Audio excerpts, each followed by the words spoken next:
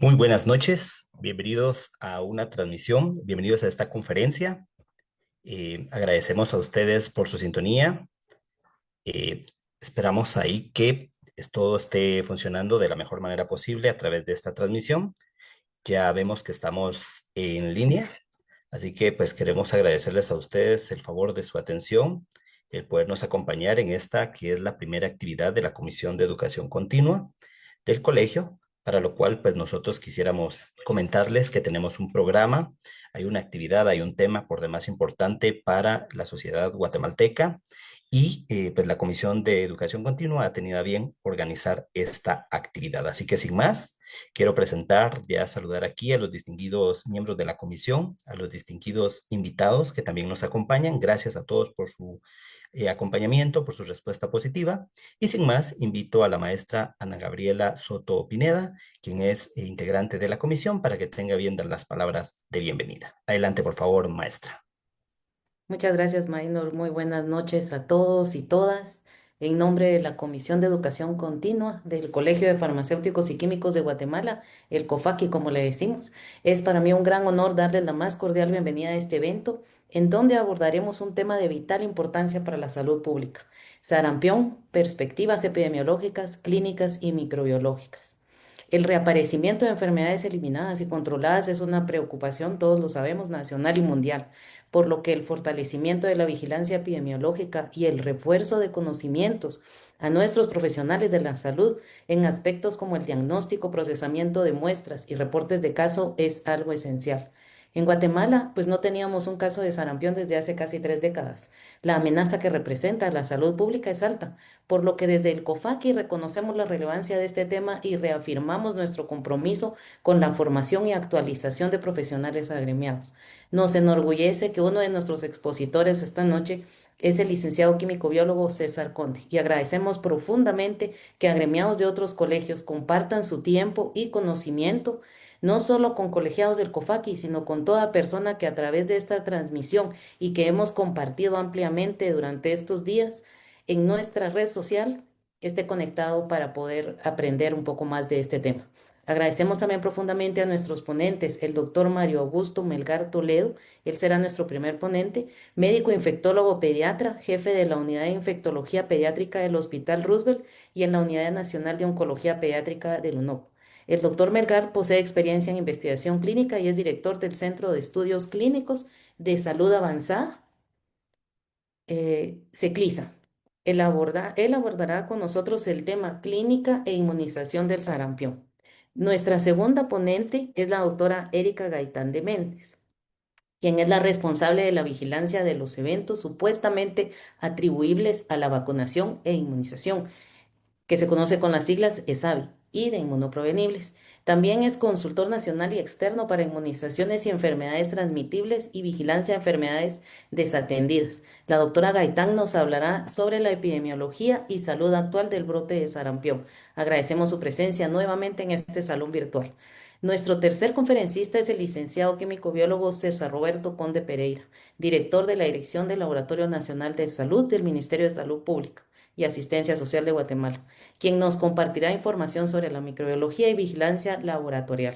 El licenciado Conde ha sido docente, investigador en varias instituciones públicas y privadas y ha desempeñado diferentes cargos en varios hospitales. Por último, pero no menos importante, nuestra cuarta ponente, nuestra conferencista, la licenciada Sandy Zoraida Cano Lemos. Ella es coordinadora del programa de inmunizaciones del Ministerio de Salud Pública y Asistencia Social, y ella nos va a brindar importantísima información que muchas personas tienen dudas. No sé que es así, y nos va a hablar sobre la importancia de la inmunización y el esquema nacional. Reconocemos el liderazgo de todos los agremiados en cada uno de sus puestos de trabajo y de todos los trabajadores de salud, y esperamos que este encuentro genere un diálogo enriquecedor y contribuya al fortalecimiento de nuestras capacidades como profesionales de la salud por el bien de nuestro país y del mundo entero. Sin más, bienvenidos, y le doy la palabra al doctor Melgar. Adelante, doctor Melgar, y muchas gracias nuevamente. Buenas noches y muchas gracias por la invitación. Es un gusto y un honor también poder estar con ustedes, tan distinguido público, y en compañía de un panel tan altísima calidad como quienes nos están acompañando. Un saludo a todos y pues creo que es un buen momento para estar todos en sintonía y saber del tema de sarampión, que como usted lo dijo muy bien en su inicio, es un problema de salud pública enorme. Nos preocupa mucho. Tenemos esperanza de que lo que ya se ha hecho y lo que se está haciendo en este momento pues nos ayuda a controlar la situación, pero parte de lo que va a permitir controlar la situación es actividades como esta, el todos estar en sintonía, en todos conocer qué es el sarampión, cómo podemos diagnosticarlo, evidentemente lo que quisiéramos el lograrlo prevenir y parar este brote. Voy a compartirles una presentación.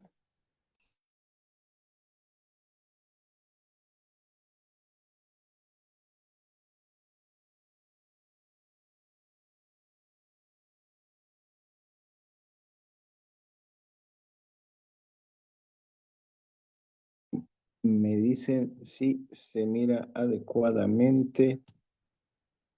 Vamos a ver. Creo que sí, sí, ahí estamos compartiendo ya.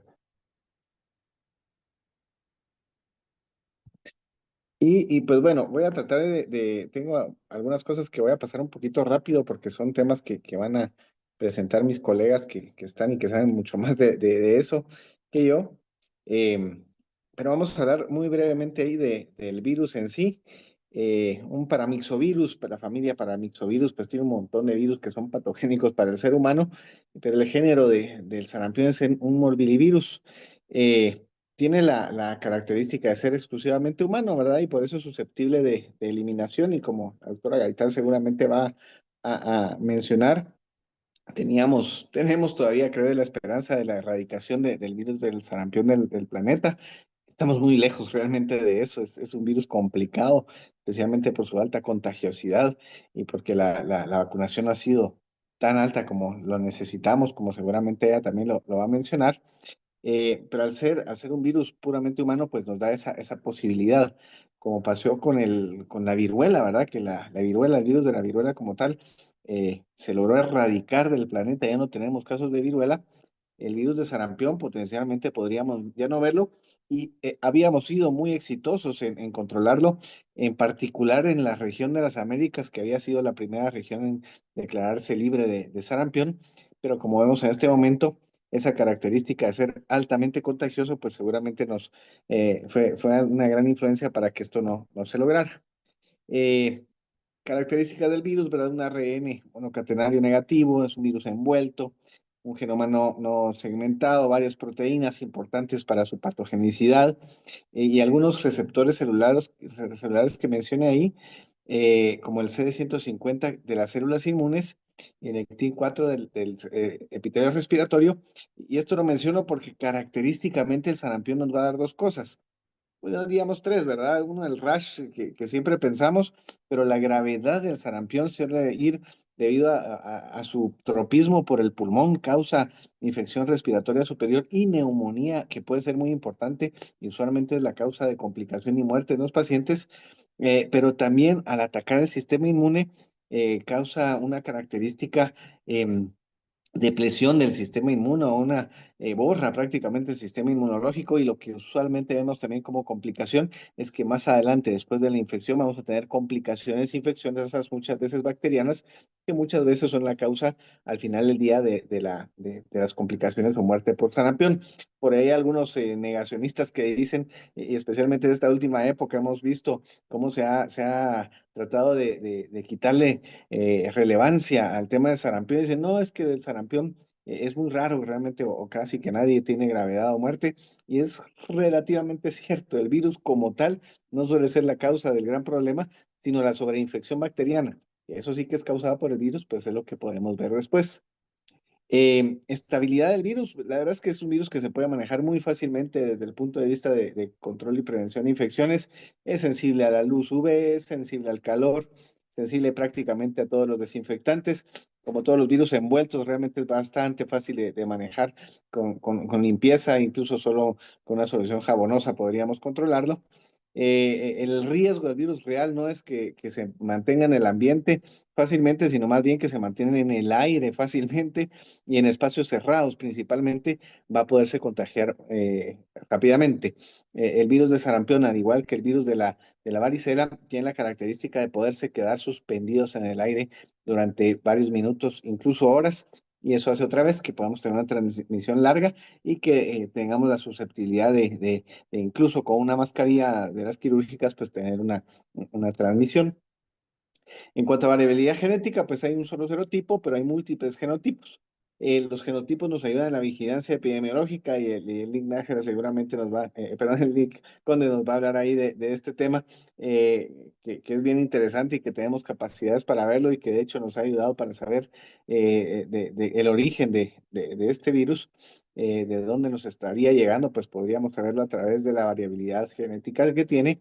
Sin embargo, bien importante, y justo hoy en una charla similar en la mañana me decían, mire, pero si hay variabilidad genómica, la vacuna, ¿será que ya no es efectiva?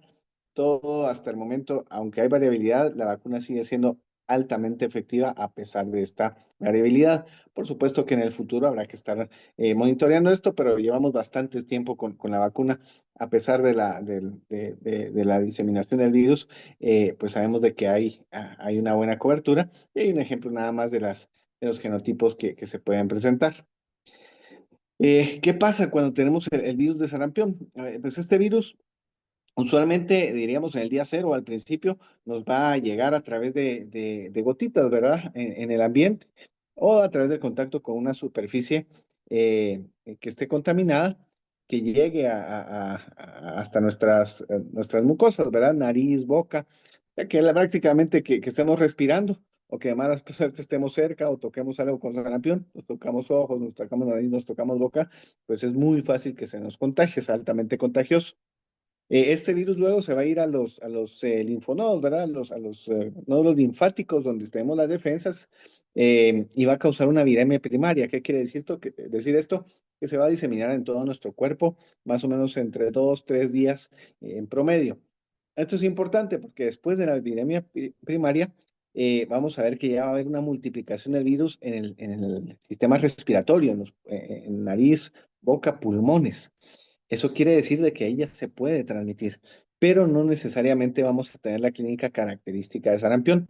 Por eso sarampión sabemos de que se transmite más o menos 4 días antes del rash característico y más o menos 4 días después de que sale este rash característico.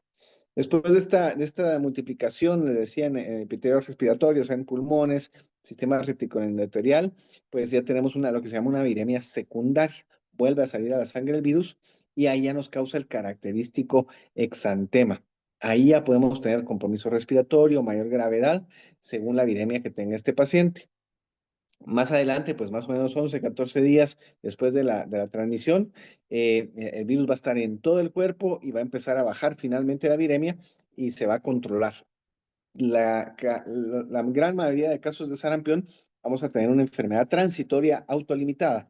¿Qué quiere decir esto? Que el cuerpo es capaz de limitar la enfermedad y va a ser raro el caso que va a tener una progresión muy grave. Usualmente la progresión grave se da, otra vez, como les dije antes, por la sobreinfección bacteriana posterior que podríamos tener y ahorita vamos a ver algunas de las sobreinfecciones que podría tener.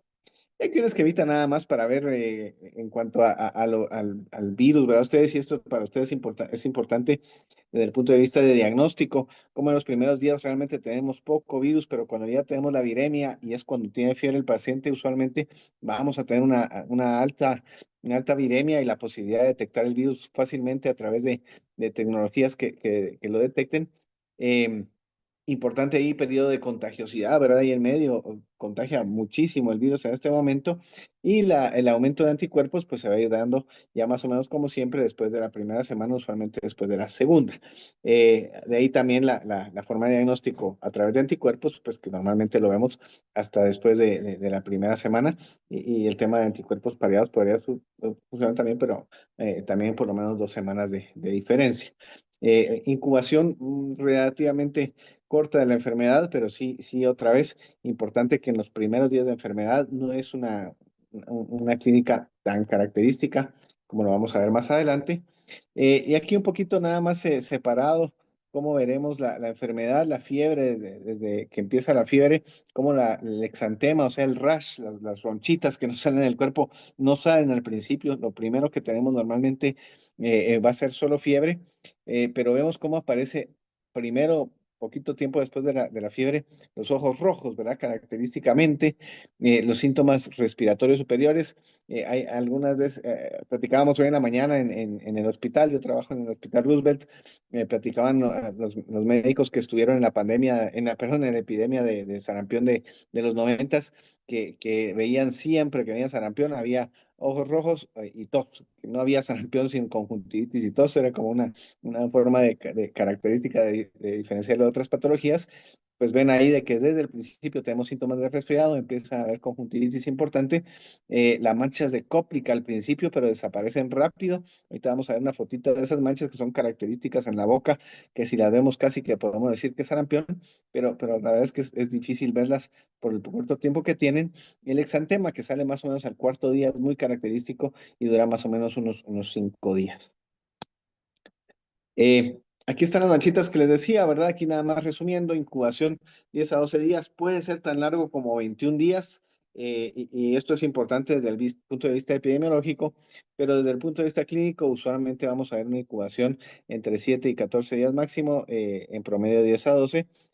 Pródromos, les mencionaba ese periodo inicial donde solo hay fiebre y malestar general, más o menos 2 a 4 días, y luego fiebre. Importante saber, la fiebre de sarampión suele ser una fiebre elevada, 39,5, 40, y por varios días, ¿verdad? 4 a 7 días. O sea, es una enfermedad que sí es muy sintomática. Muchos síntomas respiratorios superior, a diferencia, por ejemplo, de dengue, chikungunya, zika, que se podrían llegar a aparecer en el rash que tiene el paciente y en la fiebre elevada, pero no van a tener esta sintomatología porque el virus le gusta mucho ese epitelio respiratorio, y sí que vamos a tener bastante sintomatología respiratoria superior, como que fue una buena gripe, diríamos, ¿verdad? Ustedes como casi como una influenza, la describen a veces, con mucha coriza, tos y característica conjuntivitis, y eso se refiere a ojos rojos, ¿verdad? Los ojos van a estar bien rojitos, y al abrirle la boca al paciente, especialmente en los primeros días de la enfermedad, el primero o segundo día del rash, porque cuando sale el rash suele ir desapareciendo, se ven estas lesiones o manchas de Koplik, que son como miguitas, se describen, ¿verdad? En el carrillo, en el cachete, en la parte de adentro del cachete.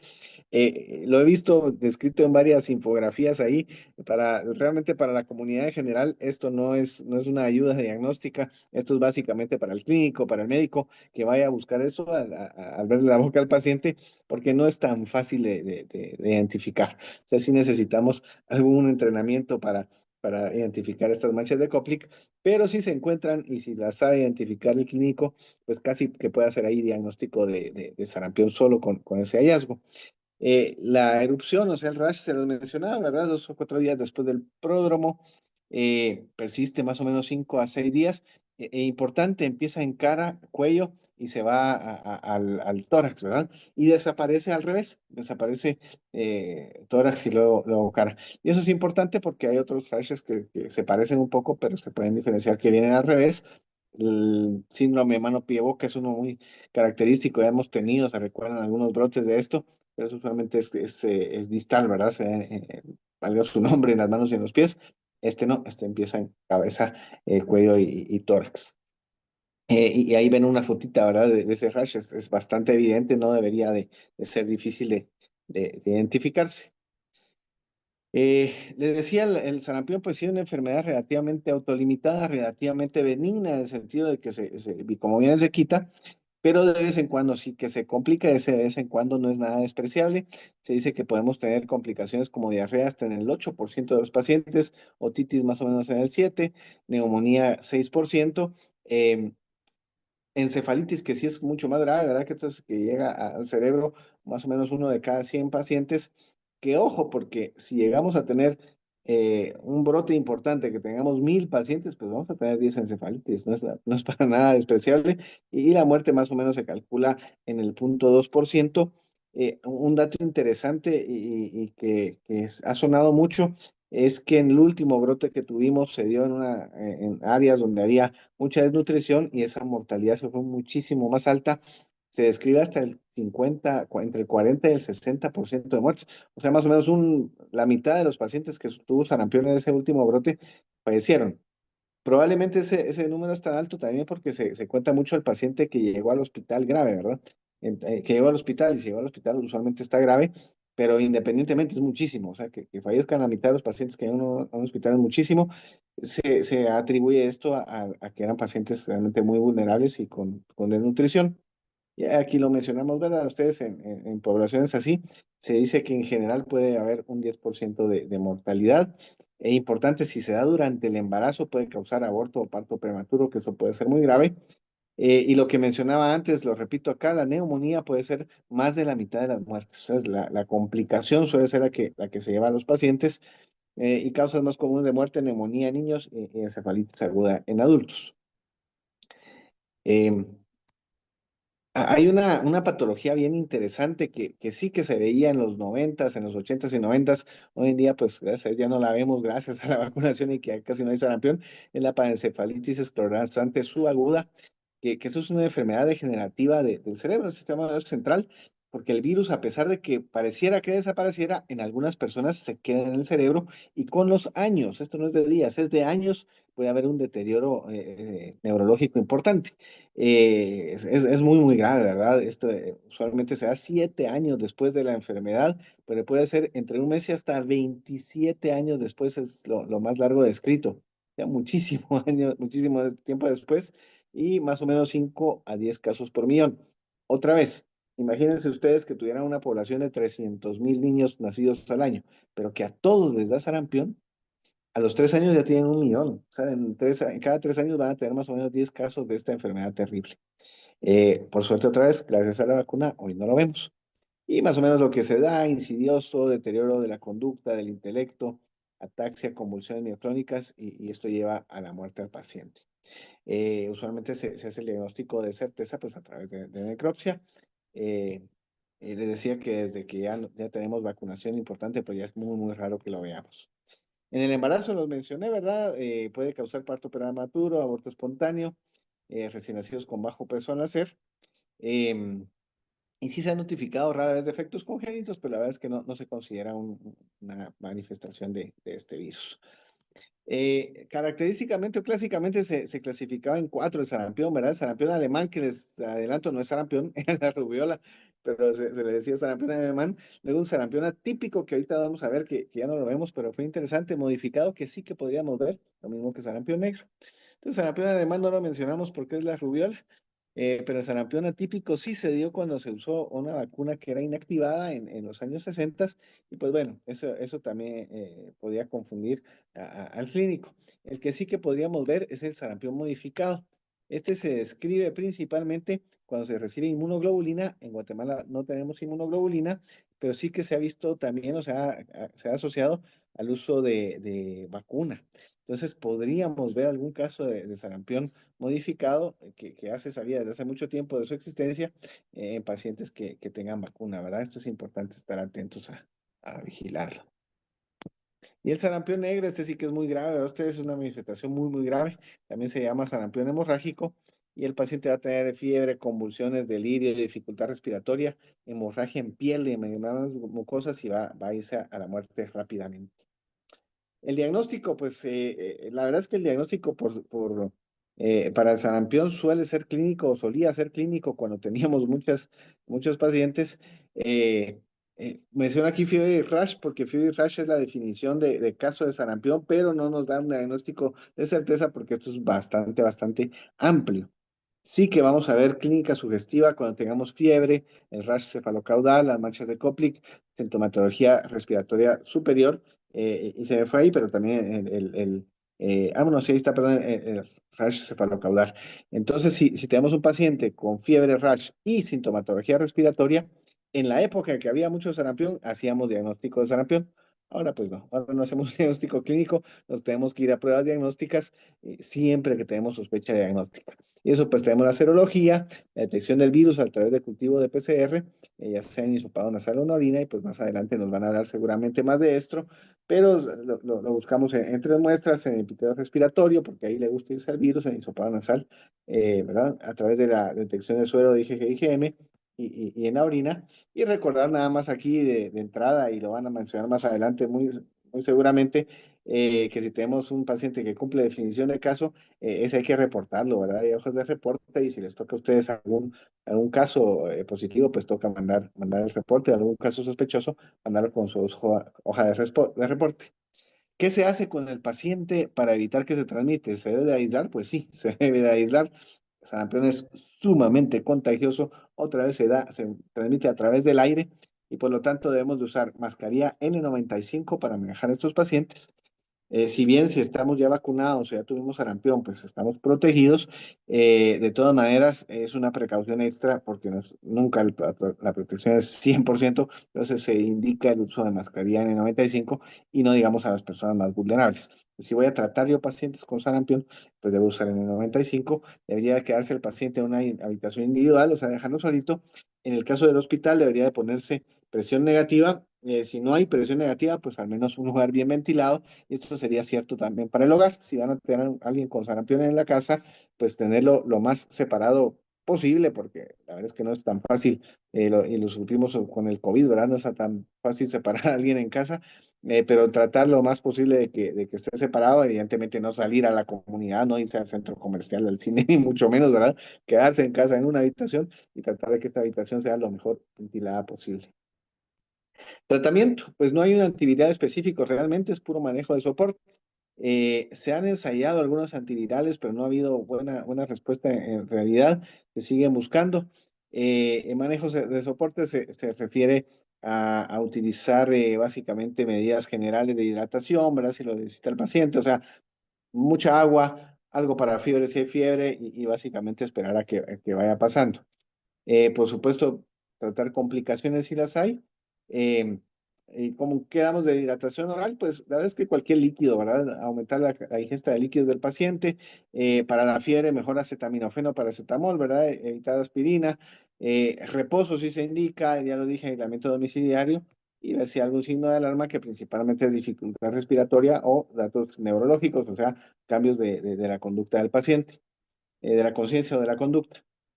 Vitamina A, sí que damos vitamina A, se ha visto que reduce progresión y muerte. No es tan claro como uno pensaría de que reduzca muchísimo, pero sí parecía reducir, principalmente en los pacientes que ya tenían una deficiencia. Entonces, un desnutrido seguro hay que darle, y en general lo damos parejo por si las dudas. Entonces, si tenemos un paciente con sarampión, sí vamos a indicar vitamina A, las dosis ahí están. Y pues bueno, serán dos dosis, una separada de 24 horas, una de otra, y con eso sí que se ha visto que reduce otra vez progresión de la enfermedad, y principalmente complicación y muerte.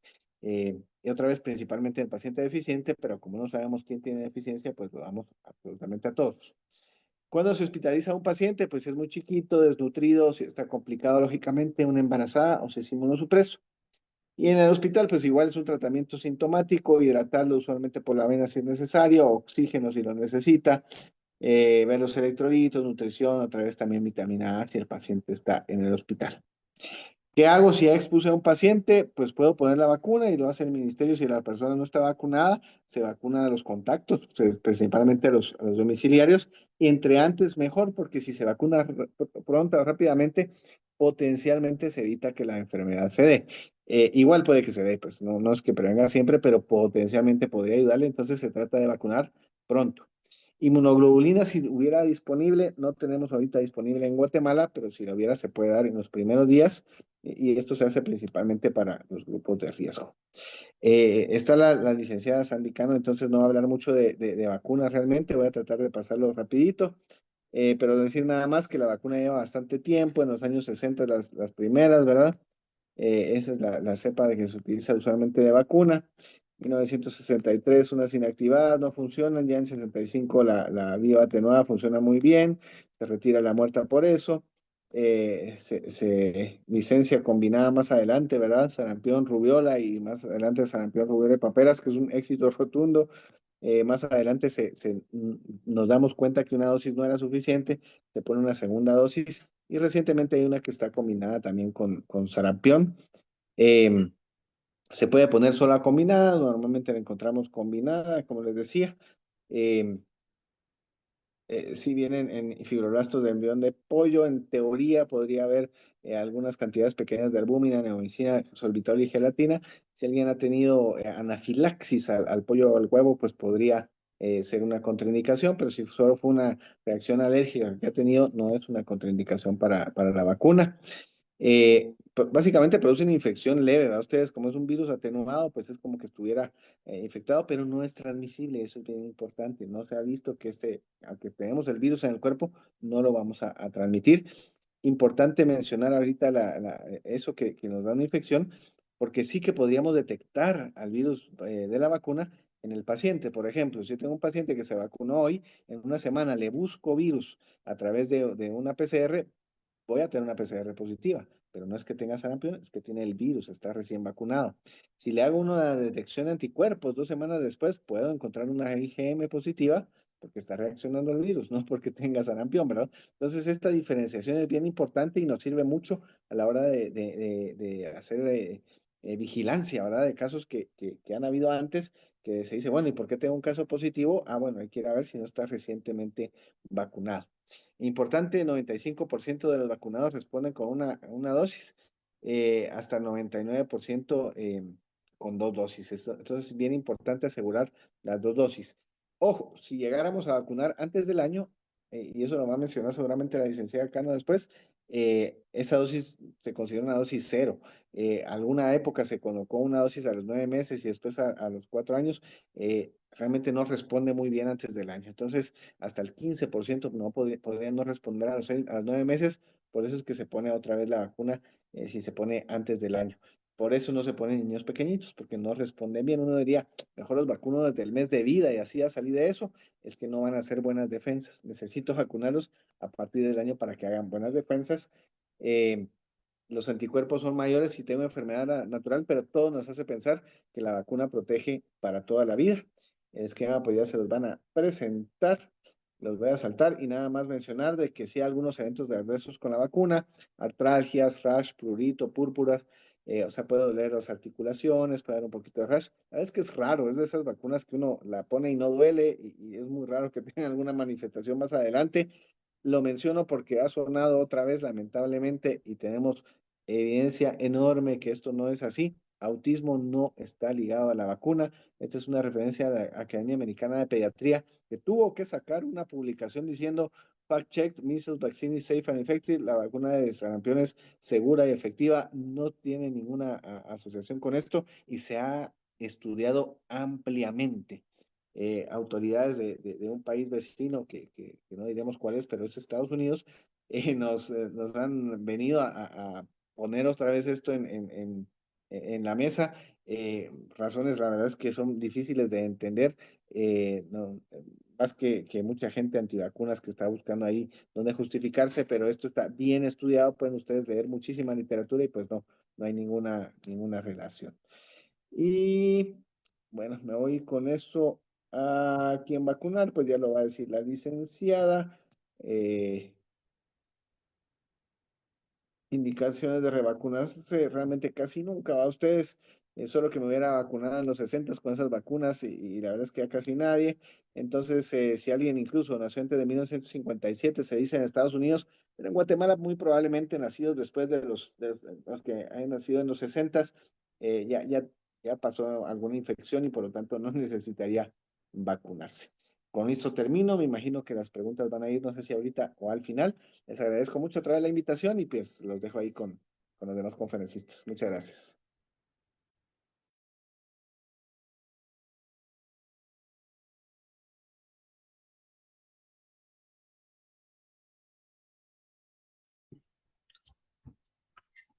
Muchísimas gracias, doctor. Quiero comentarle que por dada la dinámica, pues vamos a seguir abordando los diferentes temas en este momento con los diferentes panelistas que también están invitados hoy. Y al final vamos a hacer una ronda de preguntas porque podrían haber algunas preguntas que algún otro expositor ahorita pueda resolver o pues al final de cuenta vamos a ir viendo que no se repitan los temas, ¿verdad? Así que ahora quisiera yo presentarles también, darle el espacio a la doctora Erika Gaitán para que tenga bien iniciar su presentación en este momento y el tiempo es suyo, doctora. Adelante, por favor. Muchísimas gracias. Voy a compartir de una vez mi pantalla. Vamos a compartir la pantalla. Y entonces estamos listos. Solo me indican si la estamos viendo en modo presentación. Ya, doctora, aquí la Listo. estamos viendo. Muchísimas Pues, gracias. entonces, Adelante. iniciamos. Es un gusto poder estar ante esta audiencia de profesionales que han sido aliados realmente para el proceso de la vigilancia y de la notificación de forma oportuna. Eh, Creemos que y seguimos confiando que si creamos esos vínculos que nos permita tener toda esa base de comunicación y de notificación, pues vamos a contener realmente este brote que tenemos actualmente. Yo trabajo para el Ministerio de Salud Pública y Asistencia Social, soy médica epidemióloga, soy la responsable de la vigilancia de enfermedades inmunoprevenibles y estoy ubicada en la Dirección de Epidemiología y Gestión de Riesgo. Y en este contexto, pues me toca llevar la batuta del evento, una carga y una responsabilidad actualmente un poco más movida que otros años. Esta vigilancia no es nueva, es una vigilancia que mis antecesores pues ya llevaban con mucha práctica y bien posicionada dentro del personal de salud. Entonces, en ese contexto de que el sarampión no es nuevo, ya el doctor Melgar mencionó incluso que el sarampión se conoce desde, es una de las infecciones de la infancia, diría yo, de las más viejas e incluso muy bien conocidas, que a pesar de que en esas épocas, antes de los 90, no había capacidad de laboratorio para tener un diagnóstico certero, la clínica hablaba mucho de eso y pues nuestros padres, abuelos, o nuestros ancestros, ¿verdad? Conocían esto muy bien, ya con muy buenos ojos ellos ya sabían que sus hijos iban a tener o ya estaban pasando con cuadro de sarampión. Sin embargo, la historia demostró que después de la era de la vacunación, eh, pues las Américas se certificó libre de sarampión durante el 2016. Eso que quiere decir de que los 35 países aproximadamente que conforman la región de las Américas, todos habían cumplido con ciertos requisitos en donde se había garantizado que ya no había circulación permanente del virus. Es más, el doctor Mario Belgar no lo puso dentro de su expediente, creo yo, y si estaba por ahí, no lo vimos, pero él es el presidente actualmente de la comisión que certifica que el país está libre de sarampión, ¿verdad? Durante todo un proceso de evaluación de un año en conjunto con el Ministerio de Salud a través de sus secretariados, pues nosotros presentamos todo el informe de esa vigilancia y ellos como externos, asesores y expertos, pues avalan al país libre de sarampión. En este contexto, pues va a ser otro proceso diferente ya que estamos teniendo casos. Y bueno, mencionarles de forma general que en el 2024 las Américas terminó con casi 500 casos positivos, sin embargo fue alarmante el 2025 donde ya la semana 45 ni siquiera es un año de cierre completo, ya llevábamos 13.508 casos confirmados y con nuestros vecinos, Estados Unidos, México, que punteaban ahí, Canadá, con casi 5.000, 6.000 casos ya constantes, ¿verdad? Un brote que no han podido contener en temas de tiempo y de que se alargan esas cadenas de contagios en diferentes estados y diferentes grupos poblacionales.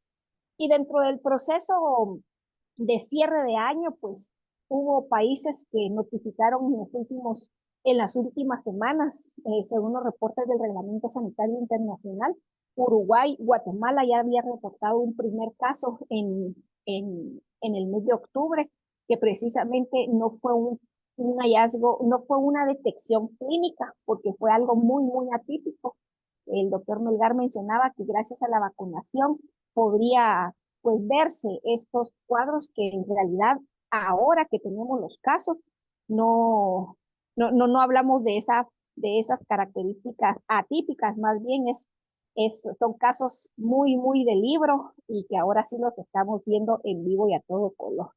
Entonces, cuando ya vimos ese proceso de riesgo al que el país estaba sometido, en donde tarde o temprano realmente íbamos a tener algún caso ocasional o varios casos como los que estamos teniendo, pues hace que Guatemala retome algunas acciones con respecto a las características de la eliminación que se cumplieron durante años anteriores. ¿Verdad? 1997 fue el último caso documentado en Guatemala del virus autóctono. En el 2018 tuvimos un caso importado que no tuvo ningún otro contacto secundario ni un caso secundario. En el 2025 les mencionaba el caso del hallazgo de laboratorio, ¿verdad? Una pacientita de 2 años no cumplía criterios, sin embargo, un cuadro muy, muy atípico, sin fiebre, sin ninguna otra manifestación de rash característico maculopapular, ¿verdad? Sin embargo, los resultados de laboratorio eran determinantes. Detectado el PCR, ¿verdad? La presencia del virus. Eh, Algunos factores que incrementaron el riesgo para Guatemala y que nosotros insistimos mucho en que el riesgo ya existía, ya teníamos casi que predicho que íbamos a tener un caso, no podíamos aislarnos realmente de un momento a otro, el virus iba a encontrar las condiciones adecuadas para poder manifestarse en una población susceptible. Tenemos una historia de coberturas que han venido en descenso desde hace 10 años, incluyendo una etapa previa a la pandemia y una post-pandemia que también nos golpeó más. Tenemos también un historial de una pirámide poblacional muy ancha, en donde hay mucha población, niños menores de 2 años, que también eso nos hace susceptibles. Altos índices de desnutrición, bajos niveles de vitamina A, dentro de otros contextos más condicionantes, está en los puntos de entrada aéreos, terrestres, marítimos, oficiales y no oficiales, ¿verdad? Que podemos o no controlar el movimiento masivo de poblaciones, los migrantes y retornados que tuvimos en el 2025, una cantidad exagerada, ¿verdad? Por las políticas del país vecino, que dijo Mario que no lo vamos a mencionar, pero que ya todos sabemos y entonces esto también repercute en nuestra población. Mencionarles importantísimo para que también no crean que todo es alarma, alerta y que solo hacemos bulla y de plano que el sarampión va a venir a impactarnos y vamos a tener muchísimos casos, pues déjenme decirles que hay factores de protección que a nosotros en este abordaje que tenemos de forma integral con las áreas de salud y los que hacen salud pública a través de las instancias, igual que el Instituto Guatemalteco de Seguridad Social, asociaciones de científicas, médicas, ustedes fundamentalmente también profesionales que son que trabajan muy, muy, muy aliados al sector salud, decirles que hay un factor de protección que es una historia no solo de la vacunación de rutina, sino que tenemos una serie de campañas que nos ha permitido, por lo menos en la memoria de la población, garantizar cohortes de edades que en este momento pues puede ser la población que es productiva. Podemos ver en la gráfica, en el 2007 tuvimos una campaña que de pronto ustedes recordarán, una campaña de verdad que yo la recuerdo hasta con mucho cariño, ¿verdad? Porque me tocó caminar, vacunar sábado, domingo y la gente no se oponía, nos subíamos a las camionetas a vacunar. Una campaña que se llama o que se llamó Guatemala pasa la bola sin sarampión ni rubiola. En esa campaña vacunamos población que tenía en ese año de 9 años a 39. déjenme contarle que los años pasan y esos niños que tenían 9 años en esa época son los jóvenes que ahorita tienen 27 años y el extremo de la edad, esa gente que tenía 39 años y que todavía logró esa vacuna de refuerzo, tendrán 57 años. Entonces, son grupos poblacionales que en la historia fuimos capturando por cohortes cuando eran pequeños, pero que cuando hablamos de que se vacunaron niños de 1 a 4 años, pues sí, pero el tiempo pasa y si ustedes suman los años, ya son adolescentes de 13, 14, 15, 17 años, adultos jóvenes de 18 a 21 años, y así cada una de las campañas garantizó realmente esas dosis adicionales. Creo que esto ya lo abordó el doctor Melgar de una forma bastante explicada. Esto es más gráfico y sabemos de que la reina de las infecciones, de las enfermedades infecciosas es el sarampión. Ni siquiera el SARS-CoV-2, ¿verdad? El COVID en pandemia logró ser tan transmisible como lo fue sarampión en sus épocas de donde habían grandes pandemias y no teníamos la posibilidad de tener acceso a una vacunación de rutina. Después de casi 5 décadas vacunando a la población infantil, 5 décadas son 50 años ya acumulados en donde garantizamos la vacunación de esa población y que ahora pues es población adulta. Entonces acá este panorama va cambiando con respecto al abordaje que tenemos de los casos.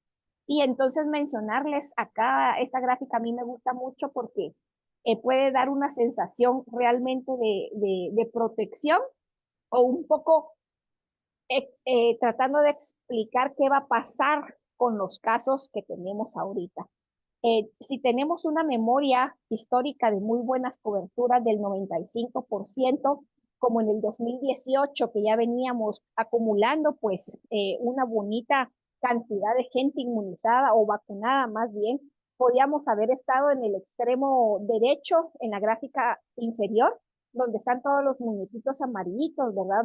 Vemos que solamente hay una persona sin vacunarse sana, pero que gracias a esta protección de rebaño, si tenemos un caso, ese caso se va a quedar ahí, no va a seguir realmente transmitiéndose el virus.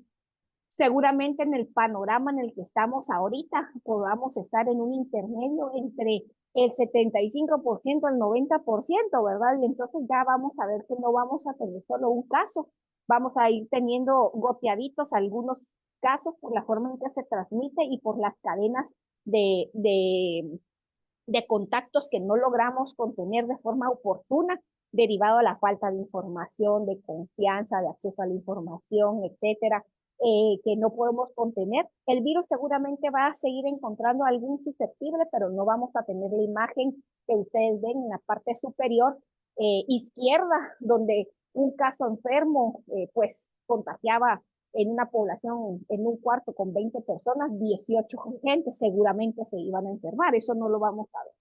Un poco de resumen, les decía que la vigilancia no es nueva. Tenemos que cumplir con estándares internacionales para garantizar de que el país no tiene sarampión.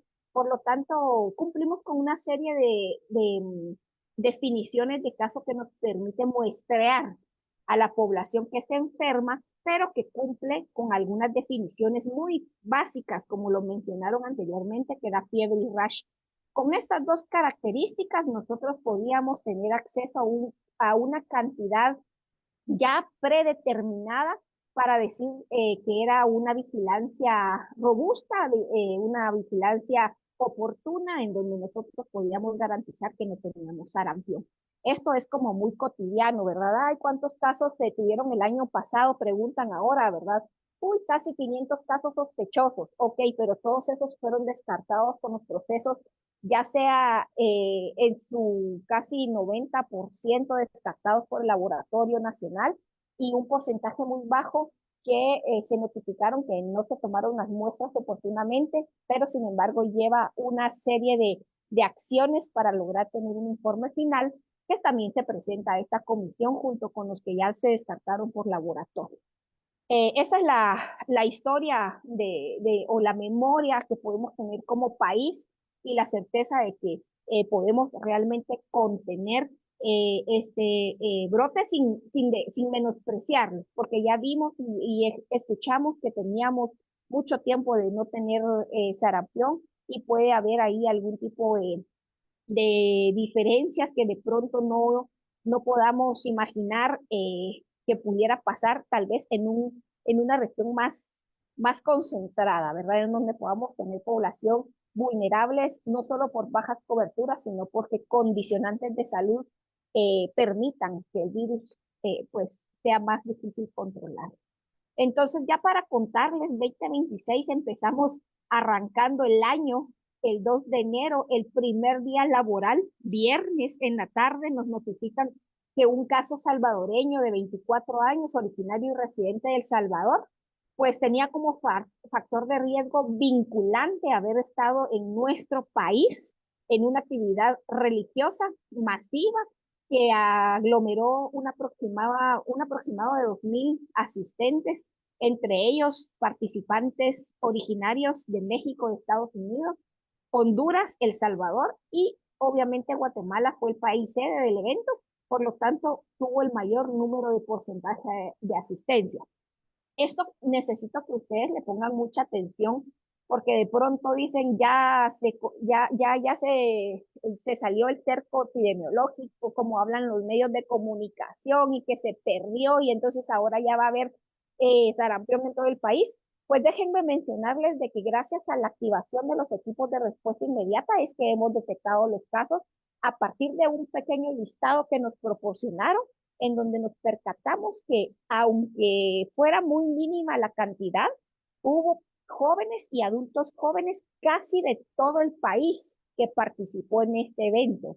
Incluso dentro de este proceso de investigación epidemiológica, hemos detectado segundas cadenas de casos positivos que tenemos que no necesariamente estuvieron directamente en el evento, pero sí estuvieron por alguna razón familiar, puede ser porque visitaron y quisieron pasar fin de año celebrando allá en Santiago Atitlán. Entonces ese vínculo era importante entenderlo y se activaron pues las respuestas a nivel del país y por eso es que en este momento tenemos bien identificados los casos positivos que llevamos. Esto solamente era una proyección para entender posiblemente cuántos susceptibles tenemos en el país, pero que es un cálculo matemático, no quiere decir que en el caso de las coberturas máximas oportunas, que es del 95%, vayamos a atender ciertamente más de 500.000 gentes con sarampión.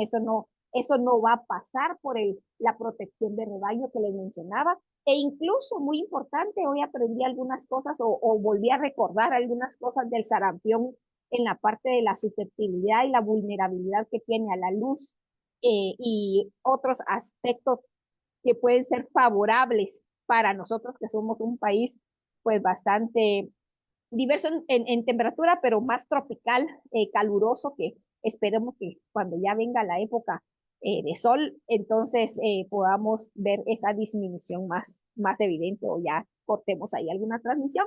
Y mencionarle que el sistema que tiene el Ministerio de Salud para notificarle a todo el sector salud, entiéndase que el ministerio no solo es una dirección de área de salud, un distrito de salud, un puesto de salud, o los hospitales de la red, el Hospital Roosevelt, el San Juan de Dios, no, eso no es el sector salud somos todos los que ofrecemos algún tipo de servicio que se asocie al proceso salud de enfermedad de los pacientes. Entonces, aquí juegan un papel importantísimo ustedes a la hora de poder también detectar y notificar. Y entonces las alertas se giran para todo el sector salud, entendiendo que hay dos tipos de alerta. Una que es epidemiológica, que es la que nosotros mantenemos constantemente con algunas características que determinamos dentro de esa alerta, y una institucional que nos permite entablar relación y cooperación con otras instancias que no son de salud. Un ejemplo claro es con el Ministerio de Educación. ¿Qué vamos a hacer en conjunto para poder ir bloqueando todas esas cadenas que pueden ir saliendo y podamos realmente terminar con este proceso de los casitos que tenemos actualmente? Y bueno, y a modo de mensaje, quisiéramos dejarles, ¿verdad? Esto que la vigilancia y el control del sarampión requiere el compromiso de todos los sectores, ya que su impacto trasciende el ámbito de salud. Puede afectar la educación, la productividad, la economía, el desarrollo del país realmente cuando tenemos este tipo de eventos. Como les digo, no es una situación como COVID. Sin embargo, sí trasciende mucho el tema de las características fundamentales que tiene el sarampión. Y aquí, pues, una serie de medidas que fuimos adoptando inicialmente, tempranamente, en donde nosotros ya veníamos diciendo que el sarampión en algún momento, algún caso nos iba a entrar al país y priorizábamos poblaciones que ya afortunadamente están vacunados en una serie de años que podemos ver aquí, ¿verdad? Personas migrantes, comunidades que son más alejadas, el área turística, el área de comercio, personal de salud, entre otros, en donde pudimos realmente abordar preliminarmente a este momento que tenemos el brote para poder, pues, en temas de vacunación, tener el menos de los impactos para no crear esa alarma o alerta que pudiera generarse alrededor de que yo no quiero tener sarampión, ¿dónde me voy a vacunar? No estoy vacunado, no tengo historia. Creo que el mensaje ya lo va a dar la licenciada Sandy en el proceso de esquemas regulares y población dirigida con el biológico de la SB. Y hay tres pilares fundamentales que nosotros realizamos para poder contener esto. Ya la vigilancia y la inmunización o la vacunación, les mencionaba que es un proceso previo al abordaje realmente de un brote y la respuesta oportuna que hemos podido tener teniendo el personal capacitado y que está ya haciendo búsquedas activas de casa en casa, realmente dándole seguimiento a estas cadenas a partir de un caso positivo, pues tenemos una serie de estrategias para poder contener realmente la transmisión. Deberíamos de tener siempre entre las instituciones que no necesariamente son de gobierno o de salud directamente, ¿verdad? O con la entidad privada, algún punto focal que tenga la disponibilidad realmente incluso de poder trasladar información que nos sirva a nosotros para poder contener y darle ese acompañamiento al paciente durante ese proceso que va a estar, ¿verdad? Dentro de su hogar, precisamente para que no hayan complicaciones, para que dentro de su entorno familiar y comunitario no hayan más casos. Y entonces las acciones que se describen no sustituyen realmente las competencias que le competen al Ministerio de Salud, pero sí las complementan y nos van a ayudar a nosotros a fortalecer toda la respuesta nacional que vamos a tener ante este brote. Abajo están los dos correos donde se puede mandar información en el enlace siguiente. Esto como les vamos a dejar, de pronto voy a copiar el enlace para que quede o lo copian en el chat para que puedan tener acceso. En este siguiente enlace pueden encontrar ustedes también la forma de poder notificarnos o poderse poner en contacto con nosotros para cualquier duda que requieran o acompañamiento que tengan o una notificación oportuna para que nosotros podamos hacer todo el abordaje en el domicilio de los pacientes. Y esta es la ficha que ya el doctor Melgar también había mencionado. De pronto no todos la van a manejar, pero fundamentalmente cuando detectamos un caso, los datos básicos del paciente, dónde podemos contactarlo, cuál es su dirección y la anuencia. Es muy importante el primer contacto que ustedes pueden tener con el paciente, tanto el tratante como alguien que hace o que da un resultado, precisamente para concientizar y sensibilizar al paciente al que le están dando un resultado.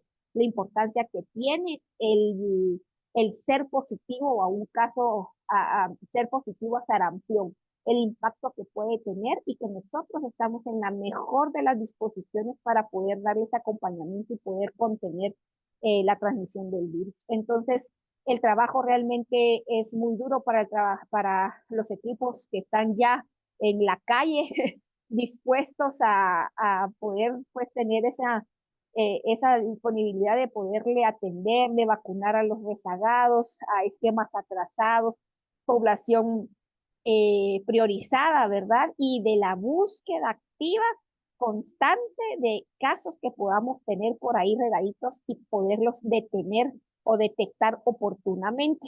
Eh, y mencionarles, solo mostrarles aquí para que vean que los libros o los casos de los libritos ya no son los libritos, estas son fotos de pacientes, de los pacientes que tenemos positivos en este momento.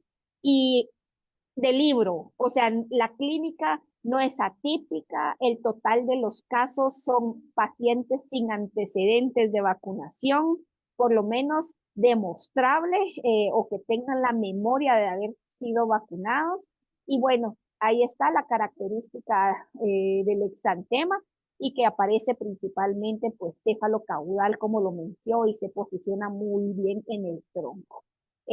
Con esto termino la presentación y pues ya le doy eh, la palabra al siguiente eh, profesional que nos va a acompañar. Gracias, doctora, muy amable, interesante conocer acerca de este tema tan importante y conocer el origen de este brote que pues prácticamente es lo que está alarmando en este momento a la población, pero es muy importante saber el origen y gracias por esa explicación. Vamos a pasar ahora entonces con el licenciado César Conde. Él es químico biólogo agremiado, así que allá lo vemos por acá. Adelante, licenciado, lo escuchamos.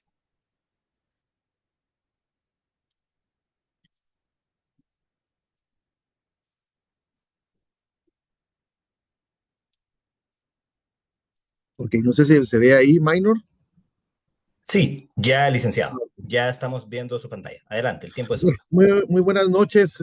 Quiero agradecer este espacio, esta invitación a la Comisión de Educación Continua del colegio, también pues, a la Junta Directiva por organizar las comisiones y siempre dar este espacio para la actualización constante de los agremiados y también, como bien lo indicó la maestra Soto, es una oportunidad para poder también llevar información al resto de la población que así lo desee, porque es una transmisión en vivo y libre para quien quiera recibirla. Entonces, yo quisiera empezar diciendo un poco qué objetivos tenemos con esta charla. Voy a tratar de ir un poco rápido por la hora, pero yo creo que es muy importante abordar qué papel juegan los laboratorios clínicos, qué papel juegan también los laboratorios que hacen vigilancia epidemiológica, ¿verdad? En este tipo de casos, en un brote, este muy específico en el sarampión, ¿verdad? Que como bien lo dijo la doctora Gaitán en la excelente charla que me antecedió, si bien tuvimos una experiencia con el COVID, esto no es COVID exactamente, es algo infeccioso, pero tiene otro comportamiento, otras características, el brote, digamos, ¿verdad?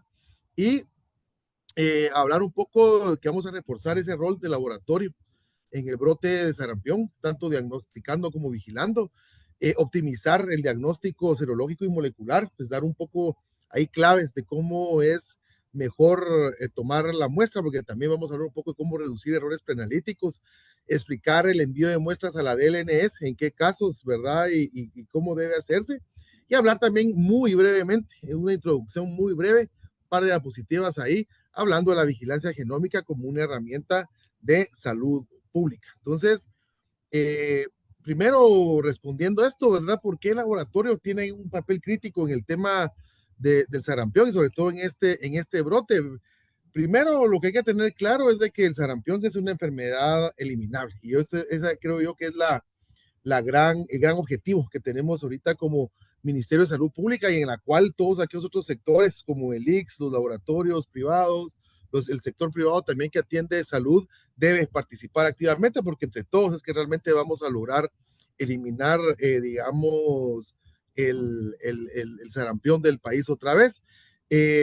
Cada caso pues se puede asumir como un potencial caso importado, ¿verdad? O un inicio de un brote, pues que el laboratorio es muy importante porque puede o no confirmar casos y además de hacer vigilancia genómica para darle un sentido epidemiológico a lo que está ocurriendo. También es altamente transmisible y acá la idea es de que lo que tenemos que cortar es la cadena de transmisión. Ya lo explicó muy bien el doctor Melgar también, que son, pues, en este caso se transmite vía aérea por tos, y a veces no tengo que estar yo directamente con la persona, sino que a veces las gotículas pueden estar suspendidas en el aire por horas, por minutos, y yo entro a un lugar cerrado y me puedo infectar. Entonces, eso es muy importante, detectar casos para cortar la transmisión. Las ventanas diagnósticas, como vamos a ver por la naturaleza del virus y la respuesta inmune, son muy estrechas, hay que manejar los tiempos muy bien para tener y aumentar la sensibilidad de las pruebas. Para que te hagan una idea, un ELISA bien hecho, con un buen tiempo de toma de muestra, la sensibilidad puede ser entre 80 y 90%. Si lo hacemos mal, la sensibilidad va a ser más baja todavía.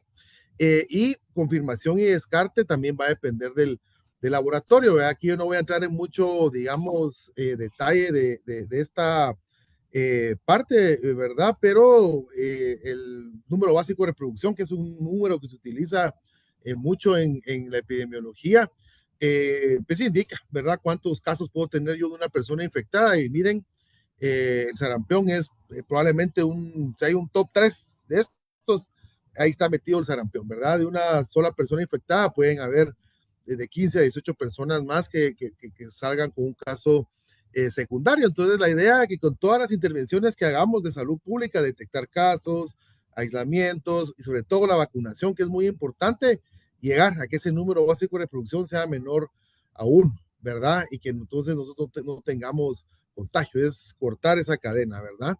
Con todas las estrategias. Hablando ya un poco respecto a lo que es el virus del sarampión, ¿verdad? Pertenece al género morbillivirus, de hecho es el único morbillivirus que afecta al ser humano como tal. Hay muchos otros que afectan otras especies animales, pero este es un virus de ARN que es muy importante platicarlo un poco, porque también cuando hablamos nosotros en toma de muestra y cuando hablamos de transporte de muestras, todos siempre hemos tenido mucho cuidado en indicar que debe respetarse mucho la cadena de frío, porque la ARN es una de las moléculas más lábiles que hay y que muchas veces por su degradación tan acelerada en el laboratorio no lo detectamos. Entonces ahí tenemos un problema. Entonces, regresando un poco al tema de la biología del virus, sabemos que es altamente especializado para la transmisión respiratoria, por eso es que es tan exitoso y que tiene también un gran impacto sobre el sistema inmune humano, que ya lo vamos a ver más adelante. Entonces, este es un virus, es una fotografía de microscopio electrónico, este es un esquema, ¿verdad? Aquí están todas las partes que tiene una envoltura, ¿verdad? De una capa lipídica ahí que le permite meterse a la membrana animal y fundirse en ella y poder liberar el virión luego, que es esto que estamos viendo acá adentro, que también tiene, pues hay una nucleocápside que lo protege. Entonces, tenemos un genoma de ARN de una polaridad negativa, ¿verdad? Según la clasificación de Baltimore. En este caso estamos hablando nosotros de virus de ARN que están en un sentido negativo, se le llama, tiene una polaridad negativa. Esto significa que el virus realmente no está listo para ser transcrito directamente para poder después traducir y producir proteínas, sino que realmente el virus tiene que transcribirse, ¿verdad? Formar un ARN mensajero, que es el que eventualmente va a traducir, ¿verdad? Proteínas, que es toda esta estructura que luego va a tener. Acá también algo muy importante y que también lo hace muy patógeno también para las células, digamos, humanas, es de que es citoplasmático. Entonces, en el citoplasma se reproduce o se replica, sería, ¿verdad? Porque en este caso no hay una reproducción porque es un virus, ¿verdad? Y puede generar miles de copias que luego son liberadas, ¿verdad? Entonces, esta es la estructura, digamos, proteínica general. Se dan cuenta ustedes, el virión, pues es una estructura ahí un poco, la nucleocápside, perdón, es helicoidal, y un virión, pues, envuelto, que es pleomórfico, ¿verdad? Y que tiene su propio juego de enzimas, no usa nunca enzimas, digamos, polimerasas del núcleo de la célula humana, sino que tiene su propio juego para poder hacer toda su replicación y poder liberarse. Algo muy importante es de que tiene proteínas H y F que le sirven para adherirse y fusionarse a los receptores de las células humanas. Y como vamos a ver más adelante, que es esta gráfica, De hecho, también tienen receptores para poder infectar linfocitos T y linfocitos B, y esto es un fenómeno muy importante que yo creo que debemos señalar en esta charla, ya que estamos hablando un poco de respuesta inmune y hablando de la naturaleza del virus.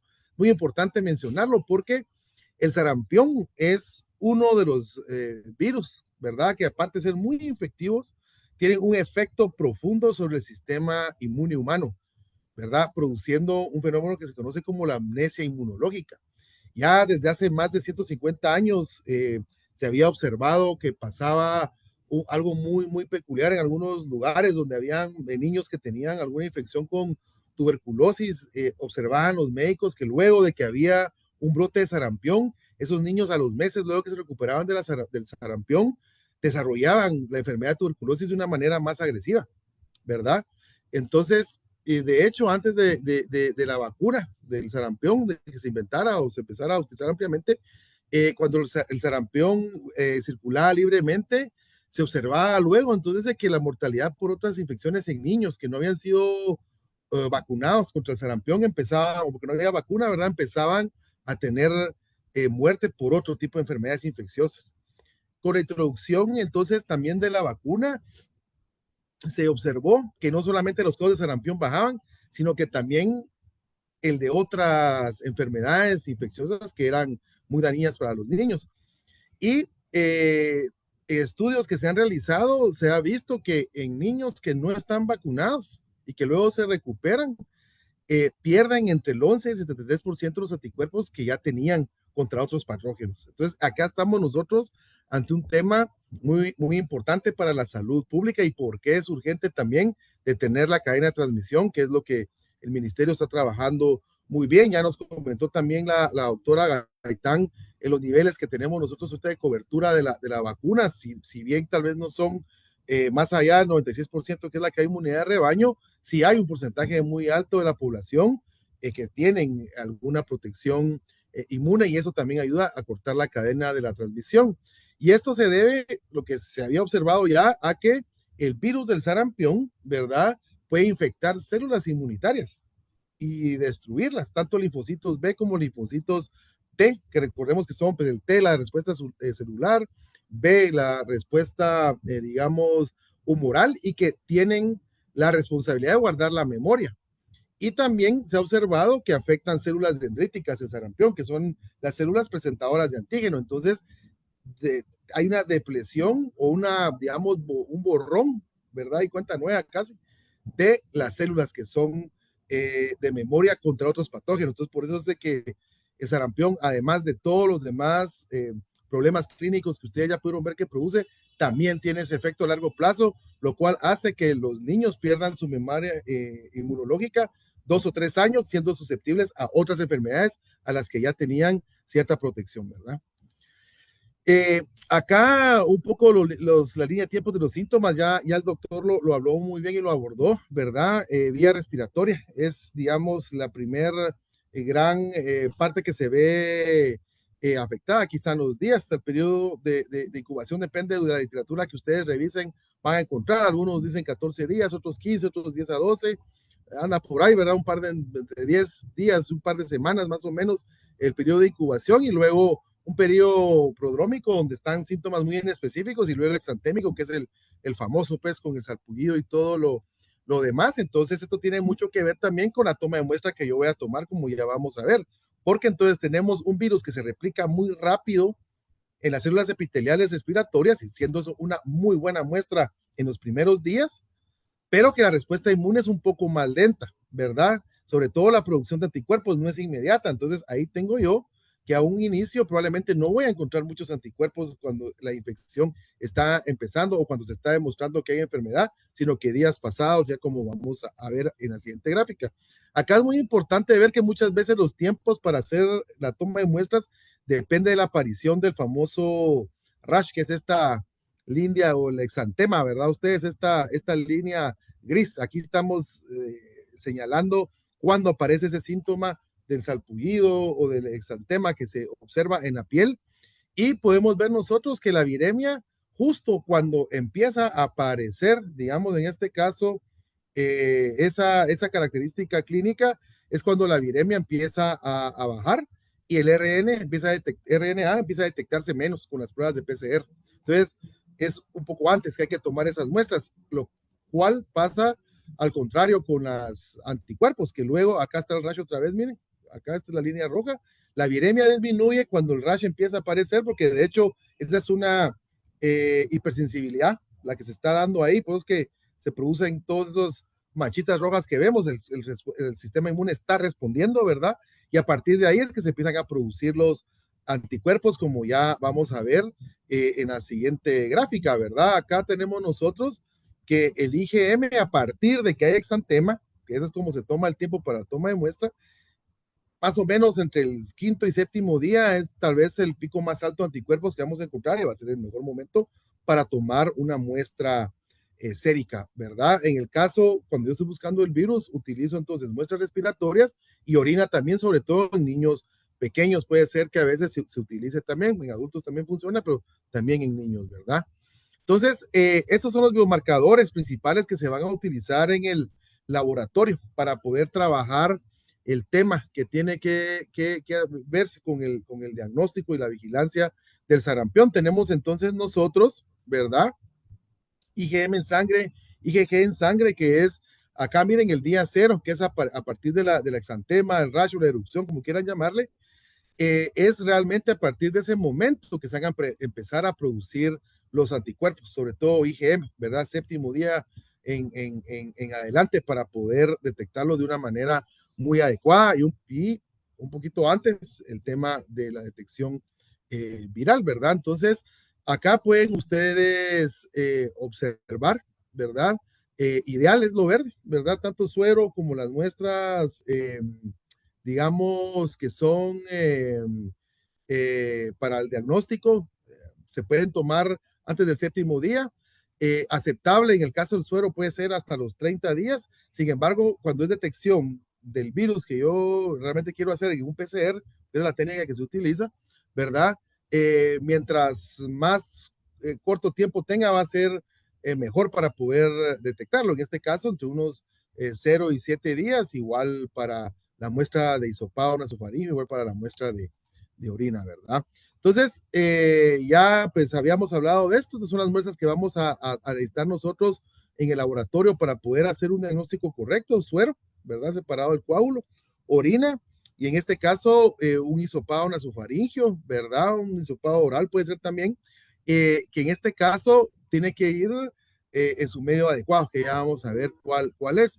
De hecho, nosotros en el portal de laboratorio ustedes pueden encontrar esas directrices en dos circulares dirigidas tanto para los centros, digamos, públicos del Ministerio de Salud Pública, para LICS, para los privados también. Ahí están todas las directrices laboratoriales para una adecuada toma de muestra y envío al Laboratorio Nacional de Salud. Acá también metí un poco rubiola porque nosotros usamos esa prueba como diferencial también porque se parecen mucho, sobre todo los, digamos, algunas fases clínicas se pueden traslapar, parecerse el tanto el sarampión como la rubiola, entonces es un diagnóstico en este tipo diferencial. Sin embargo, acá es muy importante, sobre todo en el sarampión, todo el tema de bioseguridad, ¿verdad? La utilización de equipo de protección personal, aquí metí la vacunación, que no, eso no es un EPP, pero tiene que, de preferencia, y es lo ideal, que el trabajador de salud que esté tomando muestra, transportando la muestra, procesando la muestra, tenga sus vacunas al día y que tenga la certeza de que está vacunado.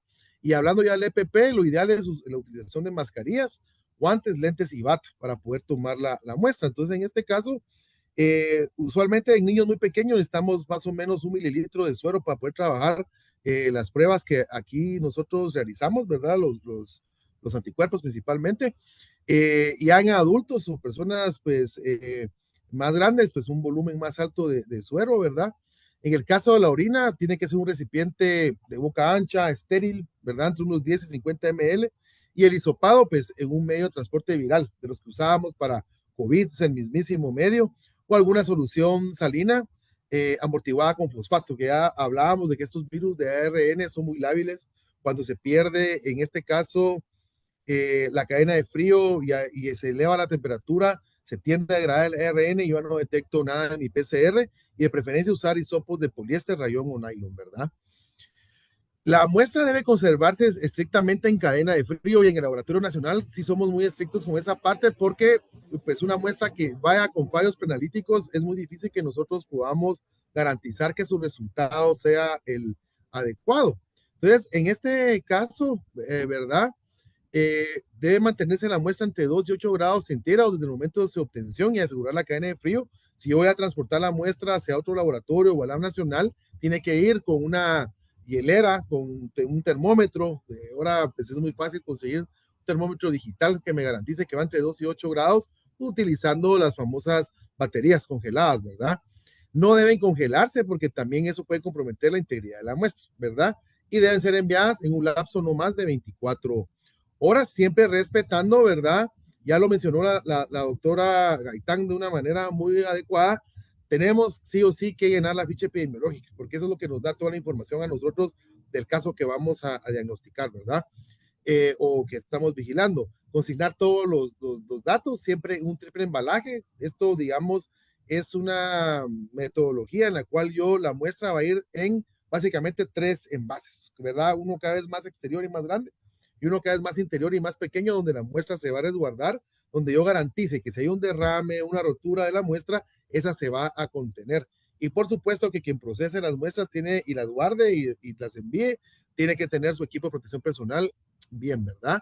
Otra cosa, miren, rotulada correctamente, es otra cosa muy importante, que las fichas correspondan al nombre de la persona que lleva en el tubo, porque eso es muy importante también rotular el tubo, porque luego no podemos garantizar que la información de la ficha sea la de la muestra y también hay una cantidad de rechazos que podemos hacer si esa ficha no va bien llenada y eso es muy importante que tanto el personal de salud o químicos, biólogos, médicos, microbiólogos, quien sea, que tome la muestra lo haga de una manera correcta. Entonces, estos son los dos métodos que nosotros utilizamos, ELISAS, usamos PCR y secuenciación genómica para hacer, digamos, todo el análisis de la vigilancia. Esta es una tabla, es un borrador, ¿verdad? Entonces, van a salir estos lineamientos los próximos días y van a ser socializados tanto con laboratorios como con personal de salud y en la página nuestra de cómo interpretar en este caso las pruebas, porque aquí más que leerles cada una de las interpretaciones es muy importante mencionar que el diagnóstico del sarampión tiene que hacerse de una manera integrada, ¿verdad? Analizando tanto IgM, que como ustedes saben es el anticuerpo, es el anticuerpo que se forma como una respuesta primaria, IgG, que es el de memoria, y el PCR. Combinando esos 3 resultados, yo puedo tener, por ejemplo, un resultado ya final o una interpretación que a mí me diga qué tengo que hacer. Y aquí lo que quisiera rescatar es de que si yo tengo resultados que son positivos, ¿verdad? Es muy importante que notifiquemos a epidemiología y que refiramos muestra positiva a la Nacional para la Vigilancia Genómica. Entonces, tenemos que reportar, que recordarnos que estos eventos son de notificación obligatoria. Entonces, si yo corro la prueba en mi laboratorio, tengo que reportar el resultado. Eso es muy importante, ¿verdad? Luego también otra cosa que estamos introduciendo en esta tabla es el tema de la seroconversión, ¿verdad?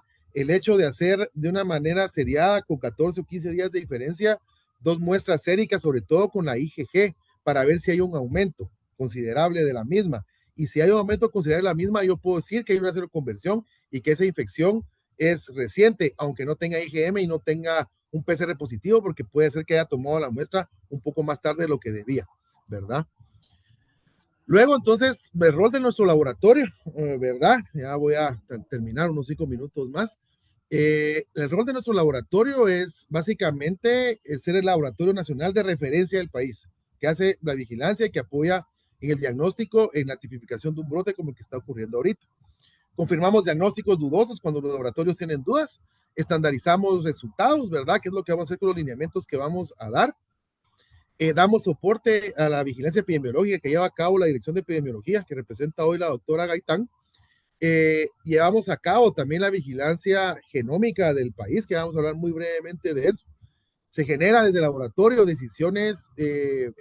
evidencia para tomar decisiones sanitarias, ¿verdad?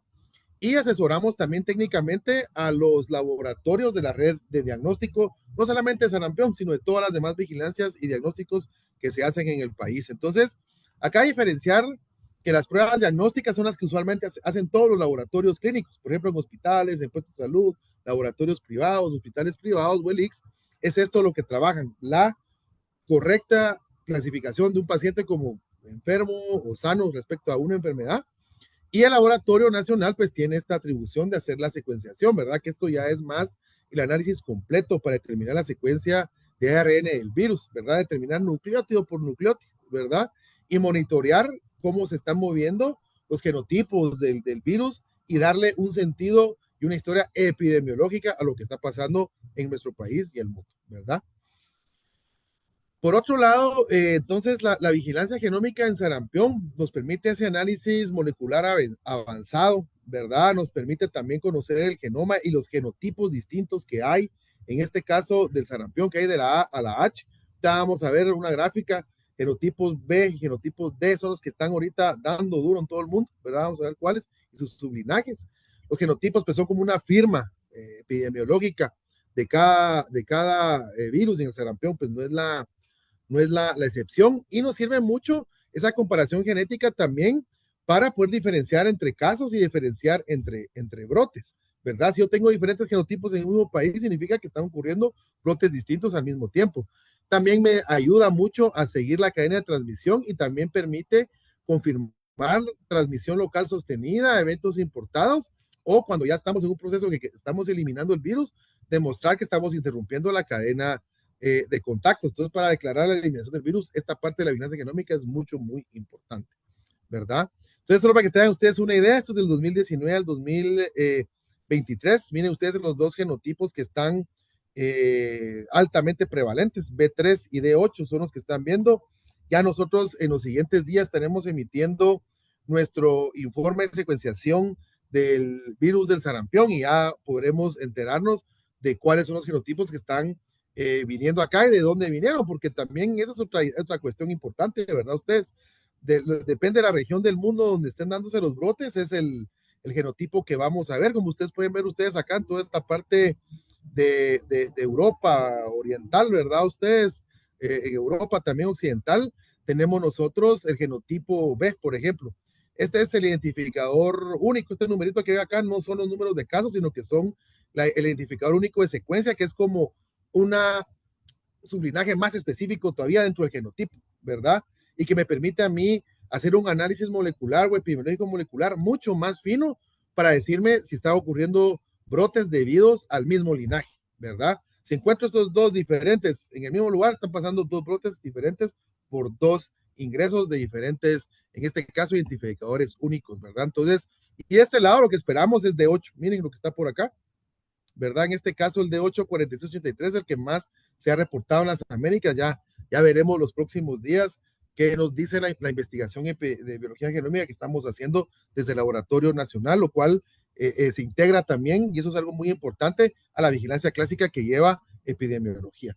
También me sirve para ir, como ya decía, ¿verdad? Viendo y atando, digamos, en estos árboles filogenéticos, los orígenes de los diferentes brotes que puedan haber en varias regiones del mundo. Entonces, la vigilancia genómica no es un lujo, realmente es una, y no sirve solo para investigación, sino que es una herramienta estratégica para tomar decisiones a nivel nacional y refuerza la credibilidad también del sistema de vigilancia que tenemos como país. Entonces, ¿qué responsabilidades tienen todos los laboratoristas?